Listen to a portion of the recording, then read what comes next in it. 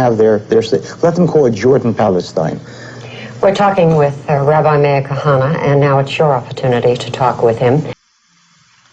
Rabbi Meir Kahane is our guest today. He's a controversial member of the Israeli cabinet, and we're going to go right to our phones and say hello to Randy in Los Angeles. Hello, Randy. Morning, Dr. Freeman. Yes. Mr. Kahane, I have a question for you. Before Israel became a state, the British were doing the same thing. They were stoning. The Jews were throwing stones at the British, protesting, and the British did the same thing. They whipped them. They had illegal trials. They arrested them. How do you make that comparison today to what the Jews are doing to the Arabs? It seems like we don't seem to learn from our lessons. Yeah, well, listen, you know, cops have guns and robbers have guns. That doesn't make cops robbers. During World War II, the Germans bombed England, the British bombed Germany. It was not the same. The British were occupiers of the land of the Jewish people. The Jews are not occupiers of the land of the Jewish people. It is not an equation.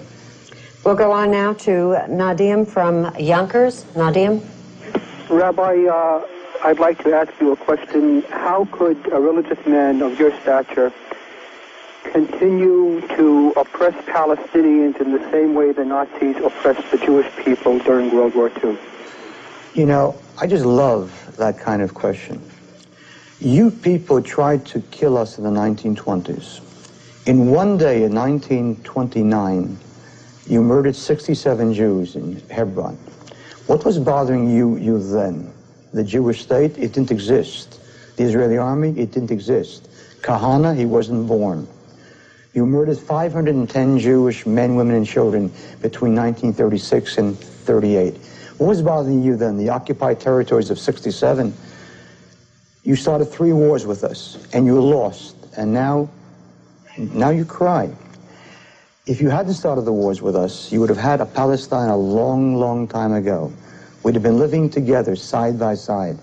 You didn't want that. You wanted everything. You started, you lost, you lose. We'll go on now to Mark in Malibu. Hello, Mark. Hello, Rabbi. Yes. I just want to congratulate you for what seems to me is a pretty darn common sense ability to recognize the patterns and the trends that just simply refuse to go away. And you know, your point of view seems pretty simple and direct and ruthless, and as it should be. And I guess I just don't understand why world opinion has to chastise this kind of common sense while it tends to forget and forgive. Because of the word you used, Mark. Mark used the word ruthless. And I think he picked up, even in the compliment to you, a certain aspect of this that is very difficult for Americans to understand. Thank God we're ruthless to save our own lives. What would you do to save your own child? What would you not do to save your own child? Would you be ruthless? You had better be ruthless, or you'd be a pretty lousy mother. But to save my own people, I'll do anything. We'll go on to Waleed from Texas. Hello, Texas. You're on the air. Yes, I would like to talk to Rabbi Kahane and ask him this question. You are talking about the painful Holocaust and the democracy in Israel. Why don't you talk about what you did in 1948 to Deir Yassin massacre, the Sabra and Shatila massacre, and in the occupied territory that we hear about every day, the killing of children, women, by your people and by the Israelis? Listen, first of all, if you wouldn't be stoning us, you wouldn't be being killed. If you wouldn't be throwing Molotov cocktails at us, you wouldn't be being killed. What bothers me is that the news media here is giving you so much coverage. Rami Chava was an 8-year-old Jewish child whose name wasn't ever mentioned on the news here. His face was beaten so badly by Arabs. He was an 8-year-old child. His face was pounded. There was no face left. Did anybody hear of that? Sabra and Shatila? Who was killing who? Christian Arabs massacred Muslim Arabs.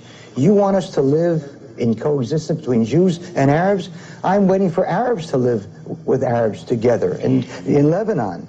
You can't live with each other. Sunnis and Shiites and Christians and Druze. You kill each other daily. I don't trust you.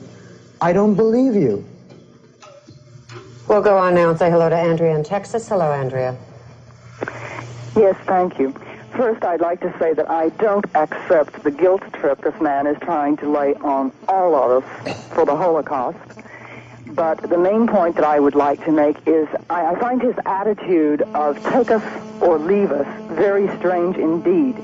When American Jews and the U.S. taxpayer have been paying for the support of Israel all these years, the time, it seems, is long past due when we said enough. And you sit down at the peace table with the PLO as the sole representative of the Palestinian people and with a truly international conference. Or we simply stop sending the $4 billion scot-free of any strings attached every year. Listen to me. America doesn't back Israel because Israel is nice. It's a democracy. There are no allies in this world. There are interests. America has an interest in that area. It needs a strong, stable, anti-Soviet ally.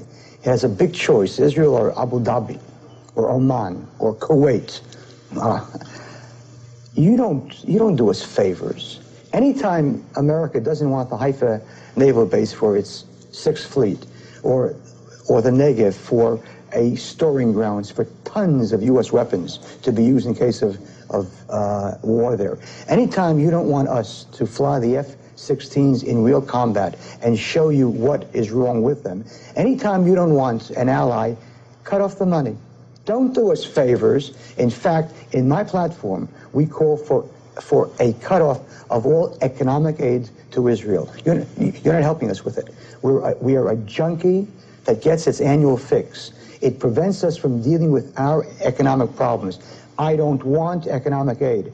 I want Israel to reshape and reform its economic structure, private capital, free enterprise, capitalism. That will make Israel independent of the world. So don't do us favors. Rabbi Kahane, are you good for the Jews? I'm great for the Jews. Why is that? You are alienating a number of the people that call. They are feeling a hostility that may very well be expressed and have a ripple effect upon others. And you speak with a sense of wrath and vengeance that's extraordinary. You'll see how many Jews in Israel in this next election think that I am good for them. I don't care what Ahmed thinks, because Ahmed doesn't care what I think. For 1900 years, Jews have this tremendous habit. There's a specific form of Jewish AIDS. It's called guilt. No one has honed guilt to a finer art than Jews. I don't feel guilty. But I hear something else from you that I want to ask you about before I go to the next call, and that is that you insist upon, in your view, speaking the language that others speak to you. You speak with rocks and stones. I speak for rocks and stones for Israel one. Is that the language that I hear correctly? Of course, of course.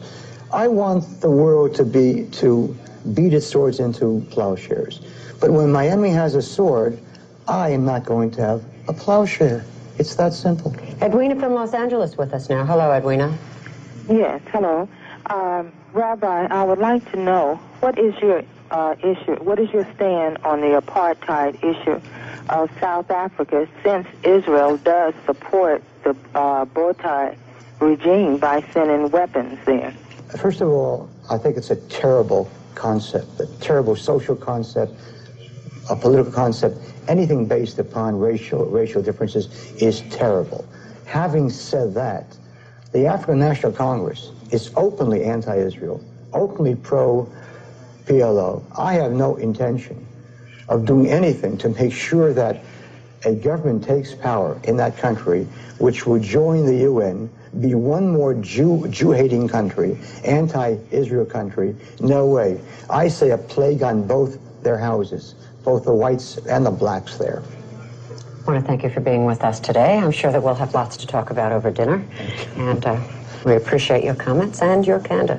When we return, a unique new program that's aimed at curbing teenage drunk driving.